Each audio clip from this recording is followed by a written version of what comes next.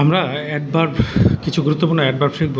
সেগুলোর মধ্যে হচ্ছে যেমন অলওয়েজ, অলওয়েজ অর্থাৎ সবসময়, ইউজুয়ালি যেটার অর্থ হচ্ছে সাধারণত, এছাড়া অফেন আছে, অফেন প্রায়, স্টিল, স্টিল অর্থ হচ্ছে এখনও, নাও এখন।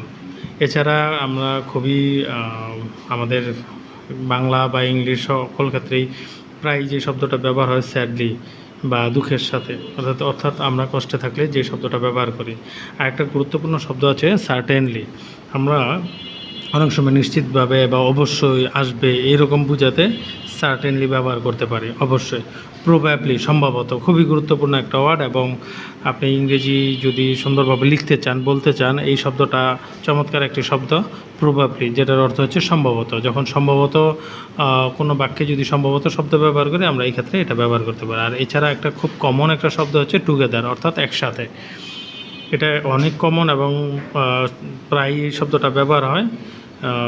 তো এই ধরনের অ্যাডভার্বগুলো যদি আপনি আপনার ইংরেজিতে রেগুলার ব্যবহার করেন, তাহলে আপনার ইংরেজি সহজ হবে। যদি না জানেন, এগুলো শিখে নেবেন, ইংরেজি বলতে লিখতে খুব সহজ হবে। আসসালামু আলাইকুম।